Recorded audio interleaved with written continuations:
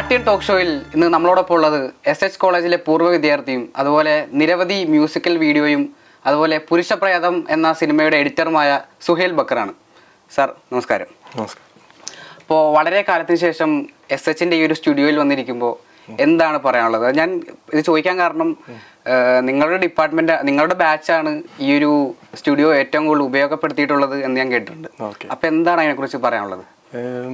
ഇപ്പൊ പെട്ടെന്ന് പറയാന്ന് പറഞ്ഞാൽ എനിക്ക് കുറെ ഇവിടെ വന്ന് കയറിയപ്പോൾ മുതൽ എനിക്ക് പണ്ടത്തെ കുറെ ഓർമ്മകളാണ്. കാരണം നമ്മുടെ ബാച്ചിലുണ്ടായിരുന്ന എല്ലാവരും ആദ്യം മുതലേ സൗണ്ടിന്റെ ഇവിടെ ആയിരുന്നു ഇവിടുത്തെ സൗണ്ട് സിസ്റ്റം ആയത്. മറ്റേ ഓഡിയോ പരമായിട്ടുള്ള ക്ലാസ്സുകളൊക്കെ നടന്നത് ഇവിടെയാണ്. ഓൾസോ ഗ്രീൻ മാറ്റ് ഇട്ട് ഷൂട്ട് ചെയ്യൽ, അപ്പം അങ്ങനത്തെ അങ്ങനെ ഞങ്ങളുടെ പഠിക്കുന്ന കാലത്തുള്ള ഒരുപാട് ഓർമ്മകളുള്ള ഒരു ഇതാണ്. എന്തായാലും വീണ്ടും ഇവിടെ വന്നതിൽ ഒരുപാട് സന്തോഷം. അപ്പോൾ ആദ്യമായിട്ട് എഡിറ്റ് ചെയ്തൊരു വർക്ക് എന്തായിരിക്കും ആ ഒരു പഠിക്കുന്ന ഒരു കാലയളവിൽ? ആദ്യമായിട്ട് എഡിറ്റ് ചെയ്ത വർക്ക് ഏതാന്ന് ഓർക്കണില്ല. പക്ഷെ ആ പഠിക്കുന്ന കാലയളവിൽ ഞാനായിരുന്നു ഇപ്പം നമ്മുടെ ബാച്ചിലുള്ള ഇപ്പം ഞങ്ങൾ ജേർണലിസം ഉണ്ടായിരുന്നു, സിനിമ സ്റ്റുഡൻസ് ഉണ്ടായിരുന്നു, പിന്നെ അതുപോലെ തന്നെ ആനിമേഷൻ സ്റ്റുഡൻസ് ഉണ്ടായിരുന്നു. അപ്പോൾ ഇവരുടെയൊക്കെ ഞാൻ ആ സമയത്ത് തന്നെ ഞാനായിരുന്നു ഇവരുടെയൊക്കെ വർക്കുകൾ എഡിറ്റ് ചെയ്തുകൊണ്ടിരുന്നത്. അപ്പം ഞാൻ കൂടുതലായിട്ട് എഡിറ്റ് ചെയ്തുകൊണ്ടിരുന്നതുകൊണ്ട് തന്നെ ഇവരൊക്കെ എന്തെങ്കിലും വർക്ക് ചെയ്തതിനെ എഡിറ്റ് ചെയ്യാൻ വേണ്ടി ഏൽപ്പിക്കണ തന്നെയായിരുന്നു. അപ്പം അന്ന് മുതലേ എഡിറ്റിങ്ങിൽ ഒരു കൂടുതൽ ടൈം ഞാൻ സ്പെൻഡ് ചെയ്യാറുന്നു ഇവിടെ. അങ്ങനെ അപ്പോൾ ഈ എഡിറ്റിംഗ് എന്ന ഒരു ഫീൽഡിലോട്ട് വരാനുള്ള ഒരു പ്രചോദനം എന്താണ്? എനിക്ക് തോന്നുന്നു ഇവിടെ കോളേജിലൊക്കെ എൻ്റെ കൂടെ പഠിച്ച ആളുകളൊക്കെ തന്നെ ആയിരിക്കണം. കാരണം ഞാൻ പറഞ്ഞല്ലോ, ഇപ്പം ഞാൻ ഇവിടെ പഠിച്ചുകൊണ്ടിരുന്ന സമയത്ത് തന്നെ കൂടുതലായിട്ട് എഡിറ്റ് ചെയ്തുകൊണ്ട് തന്നെ ഇവിടുന്ന് പാസ് ഔട്ട് ആയ സമയത്ത് എനിക്ക് കൂടുതൽ ഇനിയിപ്പോൾ എന്ത് പ്രൊഫഷനാണ് ഞാൻ ചെയ്യേണ്ടതെന്നുള്ള കാര്യത്തിൽ എനിക്ക് അങ്ങനെ ഒരുപാട് ആലോചിക്കേണ്ട കാര്യമില്ലായിരുന്നു. നേരെ എഡിറ്റിംഗ് തന്നെയായിരുന്നു ഞാനപ്പോൾ. അങ്ങനെ ഓരോരോ ആഡ്സിൻ്റെ വർക്ക്, ഡോക്യുമെൻ്ററീസിൻ്റെ വർക്ക്, ഷോർട്ട് ഫിലിംസിൻ്റെ വർക്ക്, അങ്ങനെ എഡിറ്റിങ്ങിന് വേണ്ടിയിട്ട് അപ്പം അങ്ങനെ ട്രൈ ചെയ്ത് ഓരോ വർക്കുകൾ എനിക്ക് വരാൻ തുടങ്ങി. അങ്ങനെ പയ്യാണ് സിനിമയിലേക്ക് വന്ന് എത്തി നിൽക്കുന്നത് കാര്യങ്ങൾ. പ്രധാനമായും ഏതൊക്കെ സോഫ്റ്റ്വെയർ ആണ് എഡിറ്റിങ്ങിന് ഉപയോഗിക്കാറ്? ഞാൻ പ്രധാനമായിട്ട് FCPX ആണ് യൂസ് ചെയ്യണത്. ഇപ്പം ഈ കോളേജിൽ അതും ഞാൻ വന്നത് SH കോളേജിൽ വന്നിട്ടാണ് ആ സോഫ്റ്റ്വെയർ പഠിക്കണതെന്ന്. കാരണം നമ്മൾ ആ സമയത്ത് കോളേജ് വിട്ട് കഴിഞ്ഞിട്ട് ഈവനിങ് ടൈമിൽ നമുക്ക് സ്റ്റുഡിയോസ് യൂസ് ചെയ്യാനുള്ള പെർമിഷൻ ഉണ്ടായിരുന്നു. അപ്പോൾ ഞങ്ങളുടെ കമ്മ്യൂണിക്കേഷൻ ഡിപ്പാർട്ട്മെൻറ്റ് അവിടെ കുറേ സിസ്റ്റംസ് ഉണ്ടായിരുന്നു. അപ്പോൾ അതിലാണ് ആക്ച്വലി ഞാൻ ആദ്യമേ FCPX ചെയ്ത് പഠിച്ചതും പിന്നീട് പ്രൊഫഷണലി ആക്ച്വലി ഞാൻ ഈ ഒരു സോഫ്റ്റ്വെയറുമായിട്ട് കൂടുതൽ സെറ്റ് ആവണതും ആക്ച്വലി ഈ കോളേജിൽ മറ്റേ ഫ്രീ ടൈമിലിരുന്ന് ചെയ്താണ്. അങ്ങനെയാണ് ഞാൻ അഡാപ്റ്റ് ആയത് ഈ സോഫ്റ്റ്വെയർ ആയിട്ട്. ഇപ്പോഴും ഞാൻ സിനിമ എഡിറ്റ് ചെയ്യുമ്പോഴും എൻ്റെ ബാക്കി മ്യൂസിക് വീഡിയോയുടെ വർക്കാണെങ്കിലും എന്താണെങ്കിലും സോഫ്റ്റ്വെയർ ഈ FCPX തന്നെയാണ് ഉപയോഗിക്കുന്നത്. അത് മാറിയിട്ടില്ല ഇതുവരെയായിട്ടും. എന്നപ്പോൾ കോളേജിന്റെ പഠനത്തിന്റെ കൂടെ തന്നെ ഫ്രീ ടൈം കിട്ടുമ്പോഴാണ് എഡിറ്റിംഗ് കൂടുതൽ പഠിച്ചതെന്ന് പറഞ്ഞു. അതെ. അപ്പം അന്ന് കൂടെ സപ്പോർട്ടായി നിന്നത് ആരൊക്കെയാണ്? നമ്മുടെ ബാച്ച് മേറ്റ്സ് ഒക്കെ തന്നെയാണ്. ബേസിക്കലി ഞാൻ പറഞ്ഞ വെച്ചാൽ ആ സമയത്ത് കൂടുതൽ എഡിറ്റ് ചെയ്യുന്നതുകൊണ്ട് തന്നെ എനിക്ക് തന്നെ കൂടുതൽ പണി കിട്ടാൻ തുടങ്ങി. അതായത് ഇവർ ചെയ്യണ എല്ലാ വർക്കും ഞാൻ തന്നെ ഫ്രീ ആയിട്ട് എഡിറ്റ് ചെയ്ത് കൊടുക്കേണ്ട ഒരു അവസാനം ഉണ്ടായി. അപ്പം ബേസിക്കലി ഇപ്പം ആരാണ് സപ്പോർട്ട് ചെയ്തതെന്ന് ചോദിക്കുകയാണെങ്കിൽ ഇവരൊക്കെ തന്നെ. ഓൾസോ ഫാക്കൽറ്റീസ്, അതായത് കോളേജ് വിട്ട് കഴിഞ്ഞിട്ടും നമുക്ക് അവിടെ ഇരുന്ന് വർക്ക് ചെയ്യാൻ ഒരു അവസരം ഉണ്ടാക്കി തരാണല്ലോ ആക്ച്വലി ഒരു കോളേജ് മാനേജ്മെൻറ്റ്. അപ്പോൾ ആ രീതിയിൽ ഞാൻ എന്തായാലും ഈ SH മാനേജ്മെൻറ്റായിട്ട് എന്തായാലും എനിക്കൊരു ഒരു കടപ്പാടുണ്ട് ആ ഒരു കാര്യത്തിനോട്. കാരണം നമ്മളെ പുഷ് ചെയ്യാണല്ലോ, നമ്മൾ പഠനം കൂടാതെ നമുക്ക് ഇഷ്ടപ്പെട്ട ഒരു മേഖലയിലേക്ക് വരാൻ ഇവരുടെ ഒരു ഫെസിലിറ്റി വഴി നമുക്ക് ഉപയോഗം വന്നല്ലോ. അതുകൊണ്ട് ഒരു ഇമ്പാക്റ്റ് ഉണ്ടായി. അപ്പോൾ സാർ എഞ്ചിനീയറിംഗ് ആണ് ഡിഗ്രി പഠിച്ചതല്ലേ? അപ്പോൾ എഞ്ചിനീയറിംഗിൽ നിന്ന് ഈ MA സിനിമ ആൻഡ് ടെലിവിഷനിലോട്ട് വരാനുള്ളൊരു കാരണം എന്തായിരിക്കും? കാരണം എഞ്ചിനീയറിംഗ് പഠിച്ച് കുറച്ച് പകുതി ആയപ്പോൾ എനിക്ക് മനസ്സിലായി ഇത് നടക്കൂല എന്നുള്ളത്. കാരണം ഞാനൊരു ലാബിൽ ഇരിക്കുന്ന സമയത്ത് അതിൽ കോഡിംഗ് ഒക്കെ ചെയ്തുകൊണ്ടിരിക്കുന്ന സമയത്ത്, തേർഡ് ഇയർ കോഡിങ് ചെയ്തുകൊണ്ടിരിക്കുന്ന സമയത്ത് എനിക്ക് ഏകദേശം മനസ്സിലായി ഞാനിപ്പോൾ ഇത് പഠിച്ചു കഴിഞ്ഞാലും ഇനിയിപ്പോൾ എത്താൻ പോണത് ഇതൊക്കെ തന്നെ ആയിരിക്കുമോ എന്നുള്ളൊരു പേടി പെട്ടെന്ന് തട്ടാൻ തുടങ്ങി. അപ്പം ആ സമയത്താണ് ഈ അൽഫോൺസ് പുത്രൻ ആൻഡ് ഗ്യാങ്, അപ്പോൾ അവരുടെയൊക്കെ ഒരു 2013 ആ ഒരു ടൈമിൽ, അപ്പോൾ അവർ ഭയങ്കര കത്തി നിൽക്കുന്ന ടൈമായിരുന്നു. അപ്പോൾ അവരെയൊക്കെ കണ്ട് ഇൻസ്പയർഡ് ആയിട്ട് എഞ്ചിനീയറിംഗ് പഠിക്കുന്ന നമുക്കും എന്തുകൊണ്ട് ഇങ്ങനെയുള്ള മേഖല അല്ലെങ്കിൽ ഷോർട്ട് ഫിലിംസ് ഒക്കെ എടുത്തുകൂടാ, അപ്പം അങ്ങനെ ഞാനപ്പോൾ ലൈക്ക് മൈൻഡഡ് ആയിട്ടുള്ള എൻ്റെ കുറച്ച് ഫ്രണ്ട്സ് ഉണ്ടായിരുന്നു എൻ്റെ ക്ലാസ്സിൽ എഞ്ചിനീയറിങ്. അപ്പോൾ അവരെയൊക്കെ ഞാൻ കൂട്ടി കുറച്ച് ഷോർട്ട് ഫിലിംസും പരിപാടികളൊക്കെ ചെയ്യാൻ തുടങ്ങി. അപ്പം അങ്ങനെയാണ് ഞാൻ പിന്നെ എഞ്ചിനീയറിങ് കഴിഞ്ഞിട്ട് പിന്നെ ഇതുമായിട്ട് റിലേറ്റഡ് ആയിട്ടുള്ള, കാരണം ഞങ്ങൾ ചെയ്ത വർക്കുകളൊക്കെ ആ സമയത്ത് ഞങ്ങൾക്ക് കുറച്ച് അപ്രീസിയേഷനൊക്കെ കിട്ടിയായിരുന്നു കോളേജ് ടൈമിൽ തന്നെ. പക്ഷെ നമ്മുടെ അവിടുത്തെ ഫാക്കൽറ്റീസിൻ്റെ ഒക്കെ അടുത്ത് നിന്ന് തന്നെ നമ്മൾ പ്രിവ്യൂ ഷോ വെക്കുന്നു, ആൾക്കാർ വരുന്നു, ഷോ കഴിയുമ്പോൾ ആളുകളുടെ ഒരു തിയേറ്ററിലിരുന്ന ആൾക്കാർ ഒരു പടം കാണുന്ന ഒരു ഫീലൊക്കെ നമുക്ക് ആ സമയത്ത് കിട്ടിയായിരുന്നു. അപ്പം അങ്ങനെ പിന്നെ അത് കഴിഞ്ഞപ്പോൾ പിന്നെ ചിന്തിക്കേണ്ടി വന്നില്ല, എന്നാൽ പിന്നെ ഇത് റിലേറ്റഡ് ആയിട്ടുള്ള ഒരു കോഴ്സ് ചെയ്യാം എന്നുള്ള ഒരു ആലോചന തന്നെയാണ് ഇവിടെ SH വന്നിട്ട് MA cinema and television course എടുത്തത്. അപ്പോൾ ഈ MA സിനിമ ആൻഡ് ടെലിവിഷൻ എടുക്കാനുള്ള ഒരു കാരണം പറഞ്ഞു, ഈ തേവര കോളേജ് ചൂസ് ചെയ്യാനുള്ളൊരു കാരണം? എൻ്റെ വീടിൻ്റെ ഞാൻ പെരുമ്പാവൂരാണ് എൻ്റെ വീട്. അപ്പോൾ എൻ്റെ വീടിൽ നിന്ന് ആദ്യം പോയി വരാമെന്നുള്ളൊരു കൺസെപ്റ്റിലാണ് ഇവിടെ വന്ന് ചേർന്നത്. ഓൾസോ ഇവിടെ അത്യാവശ്യം ഒരു പേരുള്ളൊരു കോളേജും ആയിരുന്നു. അപ്പോൾ ഇവിടെ വന്ന് ആദ്യം ഇവിടെ കോഴ്സ് എടുത്ത സമയത്ത് ഞാൻ വീട്ടിൽ നിന്ന് പോയി ആയിരുന്നു. അത് കഴിഞ്ഞിട്ട് പിന്നെ ഇവിടെ തന്നെ ആയി. പിന്നെ വെച്ചാൽ കോളേജ് കഴിഞ്ഞിട്ടും പിന്നെ ഈ കോളേജുമായിട്ടുള്ള ഫ്രണ്ട്സും ഒക്കെ ആയിട്ട് പിന്നെയും കൂടുതൽ കുറേ, അതായത് ഗ്രാജുവേഷൻ കഴിഞ്ഞതിന് ശേഷവും കുറച്ച് വർഷങ്ങളിൽ നമ്മൾ ഇവിടെയുള്ള ഫ്രണ്ട്സുമായിട്ട് കൊളാബൊക്കെ ചെയ്ത് തന്നെയാണ് വർക്ക് ചെയ്തത്. ഈവൻ ഇപ്പോഴും അന്ന് നമ്മുടെ കൂടെ പഠിച്ചിരുന്ന അല്ലെങ്കിൽ നമ്മുടെ കൂടെ ഉണ്ടായിരുന്ന ആളുകളുടെ കൂടെ തന്നെയാണ് ഞാൻ ഇപ്പോഴും വർക്ക് ചെയ്തുകൊണ്ടിരുന്നത്. കാരണം ആസ് എ കളക്റ്റീവ് അല്ലെങ്കിൽ ഒരു ഗ്രൂപ്പായിട്ട് എല്ലാവരും ഭയങ്കരമായിട്ട് ഗ്രോ ചെയ്തുകൊണ്ടിരിക്കുന്ന ടൈമാണ് ഇപ്പോൾ ഈ ഒരു കറണ്ട് ടൈമിൽ. അപ്പോൾ നമുക്കൊരു സിനിമ എന്ന് പറയുമ്പോൾ നമുക്ക് അതിൽ ഏറ്റവും കൂടുതൽ നമ്മുടെ മനസ്സിലോട്ട് വരുന്നത് ആക്ടിങ് അല്ലെങ്കിൽ ഡയറക്ഷൻ എന്നുള്ളൊരു ഇതാണ് ആദ്യമേ ഓടിയെത്തുന്നത്. അപ്പോൾ അതിൽ നിന്ന് വ്യത്യസ്തമായിട്ട് എഡിറ്റിങ്ങിലോട്ട് വരാം എന്നുള്ളൊരു തീരുമാനം എടുത്തത് എപ്പോഴായിരിക്കും? അല്ല, എൻ്റെ താല്പര്യം അതായിരുന്നു. എനിക്ക് ആദ്യമേ ഒരു എഡിറ്റർ ആവുക എന്നുള്ളൊരു താല്പര്യമാണ് ആദ്യം വന്നത്. പിന്നെ ഒരു 4 വർഷത്തോളം 5 വർഷത്തോളം എഡിറ്റ് ചെയ്തതിന് ശേഷമാണ് ഞാൻ ഡയറക്ഷനിലേക്ക് വന്നത്. ഇപ്പം ഞാൻ പ്രൊഡക്ഷനിലേക്കും വന്നിട്ടുണ്ട്. പക്ഷേ അൾട്ടിമേറ്റ്ലി ഇപ്പം ഞാൻ ആക്ച്വലി ഒരു സിനിമ എഡിറ്റ് ചെയ്യുക എന്നുള്ള എൻ്റെ ഒരു വലിയൊരു ആഗ്രഹമായിരുന്നു. അത് ഞാൻ ഓൾറെഡി ഇപ്പം അക്കംപ്ലിഷ് ചെയ്ത് കഴിഞ്ഞു. അപ്പോൾ ഇനി അടുത്തത് ഒരു സിനിമ സംവിധാനം ചെയ്യുക എന്നുള്ളതാണ്. അപ്പോൾ അതിലേക്ക് വേണ്ടിയിട്ട് ഞാനിപ്പോൾ വർക്ക് ചെയ്തുകൊണ്ടിരിക്കുകയാണ്.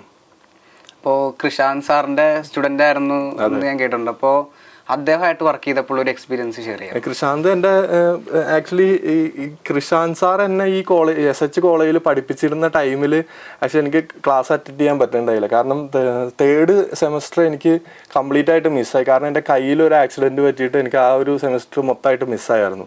അപ്പോൾ അത് കഴിഞ്ഞ് ഈ റിക്കവർ ആയതിനു ശേഷം ഞാൻ തിരിച്ച് വന്നിട്ട് എനിക്ക് ആകെ ഒരു 2 ക്ലാസ്സാണ് കൃഷാന്ത് സാറിൻ്റെ കിട്ടിയിട്ടുള്ളൂ. പക്ഷേ പുള്ളിയായിട്ടൊരു നല്ലൊരു ആത്മബന്ധം ഉണ്ടായിരുന്നു. ഓൾസോ പിന്നീട് കുറേ വർഷങ്ങൾക്ക് ശേഷം ഞാൻ എഡിറ്റ് ചെയ്ത കുറേ വർക്കുകൾ കൃഷാന്ത് സാറ് കാണാനിടയായി. അത് കഴിഞ്ഞപ്പോൾ അപ്പം പുള്ളി ഒരു സിനിമ ചെയ്യാൻ വേണ്ടി ഇരുന്ന സമയത്ത് പെട്ടെന്ന് എന്നെ ആലോചിച്ച് എൻ്റെ ഒരു കോൺഫിഡൻസ് ഉണ്ടായിട്ടാണ് എനിക്ക് അതായത് പുള്ളിയുടെ പടത്തിൻ്റെ ഒരു എഡിറ്ററായിട്ട് എന്നെ തിരഞ്ഞെടുത്തത്. അപ്പോൾ എനിക്കത് ഭയങ്കര ഒരു അച്ചീവ്മെൻ്റ് ആയിട്ട്, കാരണം നമ്മളെ പഠിപ്പിക്കാൻ വന്നൊരു മാഷ് നമുക്ക് ഒരു ഇത്രയും വലിയൊരു ജോബ് അതും ഫസ്റ്റ് ടൈം എഡിറ്ററായിട്ട് എൻ്റെ ഫസ്റ്റ് പടമാണ് പുരുഷപ്രേതം. അപ്പോൾ അത്രയും ഒരു കോൺഫിഡൻസിൽ എനിക്ക് വർക്ക് തന്നതിൽ എനിക്ക് ഇപ്പോഴും ഒരു അത്ഭുതമാണ്. എന്തുകൊണ്ടാണെന്ന് എനിക്കറിയില്ല. മേ ബി എൻ്റെ വർക്ക് കണ്ടിട്ടായിരിക്കും. പക്ഷെ എന്നാലും വളരെ ഒരു സന്തോഷം തരുന്നൊരു കാര്യമായിരുന്നു. യെസ്. അപ്പോൾ ഈ എഞ്ചിനീയറിംഗ് പഠിക്കുന്ന ഒരു ടൈമിൽ തന്നെ എഡിറ്റിംഗ് ചെയ്യുമായിരുന്നല്ലേ? അപ്പോൾ ഈ FCP ചെയ്തു തുടങ്ങിയത് എപ്പോൾ തൊട്ടാണ്? FCP ചെയ്തു തുടങ്ങിയത് ആക്ച്വലി ഇവിടെ SH കോളേജിൽ വന്നതിന് ശേഷമാണ്. അതിന് മുന്നേ ഞാൻ വെഗാസ് എന്ന് പറഞ്ഞൊരു സോഫ്റ്റ്വെയർ ഉണ്ടായിരുന്നു. അതിന് മുന്നേ മീഡിയ പ്ലെയർ, വിൻഡോസിൻ്റെ മീഡിയ പ്ലെയർ എന്ന് പറഞ്ഞിട്ടൊരു സോഫ്റ്റ്വെയർ ഉണ്ടായിരുന്നു. അപ്പോൾ FCP പഠിച്ചതും ഇവിടെ തന്നെ ഇരുന്നിട്ടാണ്, SH കോളേജിൽ തന്നെ ഇരുന്നിട്ടാണ് FCP പഠിച്ചത്. ഇപ്പോഴും യൂസ് ചെയ്യണത് FCP തന്നെയാണ്. യെസ്. അപ്പോൾ ഒരു സിനിമ എഡിറ്റ് ചെയ്തുകൊണ്ടിരുന്ന സമയത്ത് അതിൽ ഏറ്റവും ടഫസ്റ്റ് ആയിട്ടുള്ളൊരു ഭാഗവും അല്ലെങ്കിൽ ഏറ്റവും എളുപ്പമേറിയൊരു ഭാഗം എന്താണെന്ന് പറയാൻ പറ്റും? ഇപ്പം ഞാൻ ഒരു പടമാണ് എഡിറ്റ് ചെയ്തിട്ടുള്ളൂ. അപ്പോൾ അതിൽ നിന്ന് എനിക്ക് മനസ്സിലാവുന്നത് ഇതിൻ്റെ ലെങ്ത്ത്, റൺ ടൈം ഇച്ചിരി കൂടുതലൊക്കെ. സാധാരണ മ്യൂസിക് വീഡിയോസും ഷോർട്ട് ഫിലിമൊക്കെ എഡിറ്റ് ചെയ്തുകൊണ്ടിരിക്കുമ്പോൾ അതിൻ്റെ റൺ ടൈം ഒരു മാക്സിമം പോയി കഴിഞ്ഞാൽ, ഇപ്പോൾ ഡോക്യുമെൻ്ററി ആണെങ്കിൽ പോലും മാക്സിമം ഞാൻ ഒരു 20 മിനിറ്റ്സ് വന്ന ലെങ്ത്തിലാണ് എഡിറ്റ് ചെയ്തിട്ടുള്ളൂ. സിനിമ വന്ന സമയത്ത് ഇതിൻ്റെ ലെങ്ത്ത് ഇപ്പോൾ 2.5 മണിക്കൂറിൻ്റെ അടുത്തുണ്ട് പുരുഷപ്രേതം. അപ്പം ഈ 2.5 മണിക്കൂർ എങ്ങനെ ആളുകളെ മടുപ്പിക്കാതെ നമ്മൾ ഓരോ സീൻസ് കട്ട് ചെയ്ത് അവരുടെ ഒരു ഹൈപ്പ് കയറ്റി കൊണ്ടുവരാം എന്നുള്ളത്, അതിലാണ് അതിൻ്റെ ചലഞ്ച് ഇരിക്കുന്നത്. ലൈക്ക് ബേസിക്കലി ആളുകൾ ഇത് പകുതി വെച്ച് നിർത്തിയിട്ട് പോകരുത്. അപ്പം ഈ ഓൾസോ ഷൂട്ട് ചെയ്തേക്കണ സാധനങ്ങളിൽ നിന്ന് നമുക്ക് എന്താണ് വേണ്ടത് വേണ്ടാത്തതെന്ന് ലൈക്ക് മനസ്സിലാക്കാനുള്ള ഒരു ക്ലാരിറ്റി വേണം. ഓൾസോ ഈ പറഞ്ഞ പോലെ ലൈക്ക് എന്ത് വേണം വേണ്ട എന്നുള്ളതിനെ പറ്റി വളരെ ഒരു ക്ലാരിറ്റി വേണം സിനിമ എഡിറ്റ് ചെയ്യുന്ന സമയത്ത്. ഓൾസോ ഈ ലെങ്ത്തും വെച്ചിട്ട് ലൈക്ക് റൺ ടൈമിൽ ഫുൾ ആളുകളെ എൻഗേജ്ഡ് ആക്കി എങ്ങനെ ഇരുത്താം എന്നുള്ളതാണ് സിനിമ എഡിറ്റ് ചെയ്യുമ്പോൾ ഒരു ചലഞ്ച്. ശരിക്കും ഒരു സിനിമയെ എഡിറ്റിംഗ് കൊണ്ട് മാത്രം എത്രത്തോളം ബാലൻസ് ചെയ്ത് നിർത്താൻ പറ്റും? ഒരു സിനിമ ഏത് സിനിമയാണെങ്കിലും ജനിക്കണത് എഡിറ്റിംഗ് ടേബിളിൽ തന്നെയാണ്. ലൈക്ക് അതുവരെ അത് ഫൂട്ടേജസ് ആണ്, നമ്മൾ ഒരു ഡയറക്ടർ ഷൂട്ട് ചെയ്ത ഫൂട്ടേജസ് ആണ് ഈ പറഞ്ഞ സാധനം. ഇതെല്ലാം കൂട്ടി യോജിപ്പിച്ച് വരുമ്പോഴാണ് ഒരു സിനിമയാവണത്. അപ്പോൾ ഓൾസോ ഒരു സിനിമ ആദ്യമായിട്ട് കാണുന്നത് അതിൻ്റെ എഡിറ്റർ ആയിരിക്കും. ഈവൻ ഡയറക്ടറിനേക്കാളും മുന്നേ ഡയറക്ടർ ഓൾസോ ലൈക്ക് ശരിയാണ് വിഷൻ ചെയ്തിട്ടുണ്ടാവും, പുള്ളിക്ക് അറിയാം ഈ പടം എങ്ങനെയാണ് ഇത് വരേണ്ടത് എന്നുള്ള കാര്യമൊക്കെ ടോട്ടാലിറ്റിയിൽ അറിയായിരിക്കും. പക്ഷേ ഈ സിനിമ പ്രാക്ടിക്കലി ഒരു പടത്തിൻ്റെ ഫസ്റ്റ് ഓഡിയൻ എന്ന് പറയുന്നത് ആ പടത്തിൻ്റെ എഡിറ്ററാണ്. അപ്പോൾ ഒരു സിനിമ എഡിറ്റ് ചെയ്യുമ്പോൾ അതിൻ്റെ പൂർണ്ണ ഉത്തരവാദിത്വം ഒരു എഡിറ്റർക്കാണോ അതോ ഡയറക്ടർക്കാണോ? സിനിമ എഡിറ്റ് ചെയ്യണ സമയത്ത് അതിൻ്റെ പൂർണ്ണ ഉത്തരവാദിത്വം അത് നമുക്ക് ഡയറക്ടർക്ക് വേണ്ട രീതിയിൽ നമ്മൾ എഡിറ്റ് ചെയ്യുക എന്നുള്ളൊരു എഡിറ്ററിൻ്റെ ഉത്തരവാദിത്തമാണ്. പക്ഷെ ആ സിനിമയുടെ പൂർണ്ണ ഉത്തരവാദിത്തം എപ്പോഴും ഡയറക്ടറിൻ്റെ കയ്യിൽ തന്നെയാണ്. കാരണം ഒരു സിനിമ എന്ന് പറയുന്നത് ഒരു എഡിറ്റർ മാത്രമല്ല, അതിൽ DOP വരും, സൗണ്ട് ഡിസൈൻ ചെയ്യണ ആൾ വരും, കോസ്റ്റ്യൂംസ് വരും. അപ്പോൾ ഇങ്ങനെ എല്ലാ കാര്യങ്ങളും ഒരുമിച്ച് കോർഡിനേറ്റ് ചെയ്യണത് എപ്പോഴും ഡയറക്ടർ തന്നെയായിരിക്കും. പക്ഷേ ആസ് എൻ എഡിറ്റർ നമുക്ക് ചെയ്യാൻ പറ്റുന്നത് ലൈക്ക് പുള്ളിയുടെ വിഷൻ എങ്ങനെയാണോ അത് കറക്റ്റായിട്ട് നമ്മൾ ആ ഒരു പേസിൽ കൊണ്ടുവന്ന് എത്തിച്ച് നമുക്കും എന്തെങ്കിലും ഓഫർ ചെയ്യാൻ പറ്റണം പുള്ളിക്ക്. എഡിറ്റിംഗ് ടേബിളിൽ ഡയറക്ടർക്ക് നമുക്ക് എന്തെങ്കിലും ഓഫർ ചെയ്യാൻ പറ്റണം. ലൈക്ക് ഈ ഒരു സീൻ കുറച്ചും കൂടിയും ബെറ്റർ ആയിട്ട് നമുക്ക് എഡിറ്റ് ചെയ്യാൻ പറ്റും, അല്ലെങ്കിൽ ഈ ഒരു സീൻ ഇങ്ങനെ വെച്ച് കഴിഞ്ഞാൽ ചിലപ്പോൾ നന്നാവും, ഇങ്ങനെ ചെയ്യണം. അപ്പം ആ ഒരു കൊടുക്കൽ വാങ്ങൽ ഒരു പരിപാടിയാണ് എഡിറ്ററും ഡയറക്ടറും തമ്മിലുള്ള ഒരു ബന്ധം. ആക്ച്വലി എഡിറ്ററിന്റെ ക്രിയേറ്റിവിറ്റിയെ ഡയറക്ടറിന്റെ ആ ഒരു വിഷനും കൂടെ ഒത്തുചേരുമ്പോൾ അത് എങ്ങനെയും, അതായത് എഡിറ്ററിന്റെ ഒരു ക്രിയേറ്റിവിറ്റിയെ ബാധിക്കുമോ?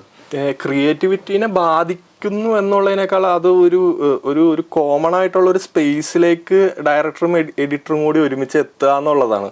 ഇപ്പോൾ ഫോർ എക്സാമ്പിൾ പറയുകയാണെങ്കിൽ പുരുഷപ്രേതം ഇപ്പോൾ എഡിറ്റ് ചെയ്യുന്ന സമയത്ത് ആദ്യം എനിക്ക് ഫൂട്ടേഴ്സ് വന്നു, ഒരു 3-4 ദിവസത്തെ ഫൂട്ടേഴ്സ് വന്നപ്പോൾ ഞാൻ നോക്കിയപ്പോൾ ഒരു 2-3 സീൻസ് ഒരുമിച്ച് ജോയിൻ ആയി വന്നിട്ടുണ്ട്.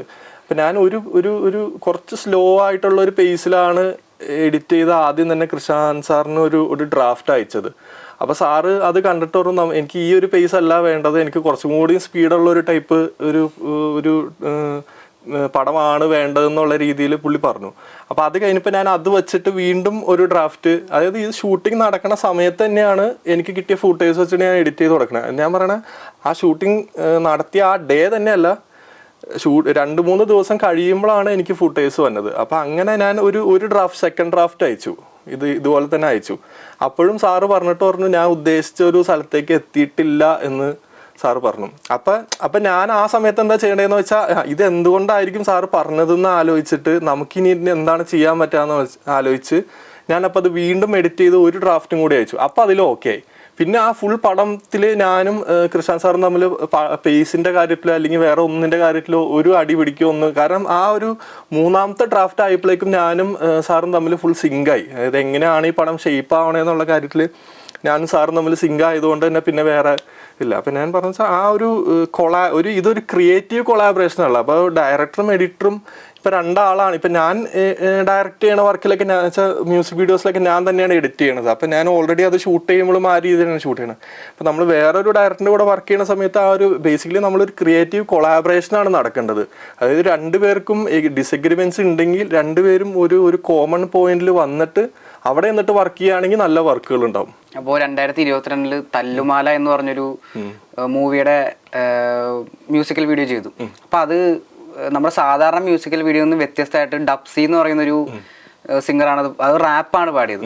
അപ്പോൾ ഈ റാപ്പ് മ്യൂസിക്കും എഡിറ്റിങ്ങും തമ്മിൽ വരുമ്പോൾ അതൊരു ഫാസ്റ്റ് കട്ടും കാര്യങ്ങളൊക്കെ വേണ്ടി വരുമല്ലോ. അപ്പോൾ അതിൻ്റെ ഒരു എക്സ്പീരിയൻസ് ഷെയർ ചെയ്യാമോ? അല്ല, ബേസിക്കലി നമ്മൾ ഇതിപ്പോൾ ആ വീഡിയോയുടെ ഡയറക്ഷൻ ചെയ്തതും എഡിറ്റിംഗ് ചെയ്തതും ഞാൻ തന്നെയായിരുന്നു. അപ്പോൾ എനിക്കറിയാം ഈ പാട്ട് കേട്ടപ്പോൾ ഈ പാട്ടിന് ഏതൊരു പേസിലുള്ള ഒരു വീഡിയോയാണ് വേണ്ടതെന്നുള്ളത് ഞാൻ ഓൾറെഡി ഡിസൈഡ് ചെയ്തിട്ടുണ്ടായിരുന്നു ഷൂട്ടിംഗ് ടൈമിൽ തന്നെ. അപ്പോൾ എനിക്ക് ആ എഡിറ്റിങ്ങിന്റെ സമയത്ത് വന്നപ്പോൾ എനിക്ക് എളുപ്പമായിരുന്നു. ജസ്റ്റ് ക്ലിപ്സ് വലിച്ചിട്ടപ്പോൾ തന്നെ ലൈക്ക് ഞാൻ ഉദ്ദേശിച്ച ഒരു പേസിൽ തന്നെ ഉണ്ട്. കാരണം നമ്മൾ ഷൂട്ട് ചെയ്തതും ആ ഒരു രീതിയിൽ തന്നെയായിരുന്നു. പിന്നെ മ്യൂസിക് വീഡിയോസ് എഡിറ്റ് ചെയ്യുന്ന സമയത്ത് നമ്മൾ മാക്സിമം ഈ ബീറ്റ്സ് ഒക്കെ വെച്ചിട്ട് ലൈക്ക് ഒരു 3 മിനിറ്റാണ് ഇതിൻ്റെയൊക്കെ ലെങ്ത് വന്നത്. അപ്പോൾ ഈ 3 മിനിറ്റും ആളുകൾ ഇൻട്രസ്റ്റിംഗ് ആയിട്ട് വാച്ച് ചെയ്തിരിക്കണമെങ്കിൽ നമ്മൾ അതിനനുസരിച്ച് ലൈക്ക് അത് അതിൻ്റെ ഒരു പേസ് നോക്കി അറിയാം. ഇടയ്ക്ക് ഓൾസോ ആ പാട്ടിൻ്റെ പേസ് എങ്ങനെയാണോ അതുപോലെ തന്നെയാണ് അതിൻ്റെ വീഡിയോയുടെ പേസ് ഇരിക്കുന്നത്. മേ ബി അതുകൊണ്ടായിരിക്കാം അത് കാണുമ്പോൾ ഒരു രസം തോന്നുന്നത്. അത് പാട്ട് കയറുമ്പോൾ അതിനനുസരിച്ച് വീഡിയോയുടെ ഇത് ഗ്രാഫും കയറുന്നുണ്ട്, കട്ട്സും കൂടുന്നുണ്ട്. താഴേക്ക് വരുന്ന സമയത്ത് അതിനനുസരിച്ച് അത് കുറയും. എന്നുവെച്ചാൽ ഒരു ഹൈ ആൻഡ് ലോ എന്നുള്ളൊരു പരിപാടി ഉണ്ടല്ലോ. എന്നുവെച്ചാൽ ഒരു കയറ്റം ഉണ്ടെങ്കിൽ പിന്നെ ഒരു ഇറക്കം വരണം. അപ്പം അങ്ങനെയാണ് നമ്മൾ ഈ എഡിറ്റേഴ്സ് എപ്പോഴും ചെയ്യണത്. അങ്ങനെയാണ് ഒരു ഹൈസും ലോസിൻ്റെ ഒരു ഗ്രാഫ് കറക്റ്റായിട്ട്. അപ്പം അങ്ങനെയാണെങ്കിൽ ആളുകൾ അതാണ് ഒരു സ്റ്റാൻഡേർഡ് ലോ ആയിട്ട് നമ്മൾ വിചാരിക്കുന്നത്. അപ്പോൾ സാറൊരു പുതിയൊരു സിനിമ കാണുമ്പോൾ സാധാരണ ഒരു പ്രേക്ഷകനും ഒരു എഡിറ്ററും എന്നുള്ള രീതി നോക്കുമ്പോൾ എന്തൊക്കെയാണ് ആ സിനിമയിൽ ശ്രദ്ധിക്കാറ്? ഞാൻ സാധാരണ ഒരു പ്രേക്ഷകൻ പോലെ തന്നെ പടം കാണാനാണ് ശ്രമിക്കുന്നത്. ആ ഒരു പടം അതിൻ്റെ ഡയറക്ടർ നല്ല വൃത്തിക്കാണ് മേക്ക് ചെയ്തിട്ടുണ്ടെങ്കിൽ നമുക്ക് അതിൻ്റെ ബാക്കി അതിൻ്റെ എഡിറ്റിങ് എങ്ങനെയാണ്, അതിൻ്റെ കഥ എങ്ങനെയാണ്, അതിൻ്റെ DOP ക്യാമറ വർക്ക് എങ്ങനെയാണ് പോയേക്കണത്, അപ്പം അങ്ങനെ ഒന്നും ചിന്തിക്കാനുള്ളൊരു ചിന്ത പോകില്ല. ബേസ്ഡ് ഓൺ ദ മൂവിയാണ് അത്. ചില സിനിമ ഇപ്പോൾ ഒരു ബാഡ് ഫിലിമാണ് നമ്മൾ കാണണമെങ്കിൽ ചിലപ്പോൾ അതെല്ലാം ഇതിൻ്റെ എഡിറ്റിങ് ഇങ്ങനെ ഇരിക്കുന്നു ആ ഒരു ചിന്തകളൊക്കെ ചിലപ്പോൾ നമുക്ക് വരുമായിരിക്കും. പക്ഷെ at the end of the day നമ്മൾ ട്രൈ ചെയ്യണത് നമ്മളൊരു സാധാ ഓഡിയനായിട്ടിരുന്ന് ഒരു പടം കാണാൻ തന്നെയാണ്. അങ്ങനെയാണ് ആഗ്രഹിക്കുന്നതും അങ്ങനെയാണ് കാണാൻ ശ്രമിക്കുന്നതും. അപ്പോൾ ഇനി ഭാവിയിലുള്ള അപ്കമിങ് പ്രൊജക്റ്റ് എന്തൊക്കെയാണ്? ഞാനിപ്പോൾ ഒരു പ്രൊഡക്ഷൻ ഹൗസ് തുടങ്ങിയിട്ടുണ്ടായിരുന്നു. അപ്പോൾ അതിൻ്റെ ഇപ്പം ഞാൻ മുന്നേ ചെയ്ത വർക്കുകളൊക്കെ കണ്ടിട്ട് ഇപ്പം നമുക്ക് അതുപോലത്തേക്കുള്ള വീഡിയോസൊക്കെ വേണം എന്ന് പറഞ്ഞിട്ട് നമുക്ക് ക്ലയൻസ് നമ്മളെ കോൺടാക്ട് ചെയ്യുന്നുണ്ട്. അപ്പോൾ ഇപ്പോൾ ഒരു 10-15ഓളം മ്യൂസിക് വീഡിയോസ് ഞാൻ ഡയറക്റ്റ് ചെയ്തു. ഇനിയിപ്പോൾ കുറച്ച് ആഡ് ഫിലിംസിൻ്റെ വർക്കിലാണ്. ഓൾസോ ഞാൻ സംവിധാനം ചെയ്യാൻ പോകുന്ന വർക്കിൻ്റെ എഴുത്തും നടക്കുന്നുണ്ട് പാരലലി. അപ്പോൾ സാറിന് ഭാവിയിൽ ഒരുപാട് പ്രൊജക്റ്റുകൾ ചെയ്യാൻ സാധിക്കട്ടെ എന്നും അതുപോലെ ബക്കർ പ്രൊഡക്ഷൻസിനും ഒരുപാട് വർക്കുകൾ ഇനി ചെയ്യാൻ സാധിക്കട്ടെ എന്ന് ഞാൻ ആശംസിച്ചുകൊള്ളുകയാണ്. Thank you. Thank U.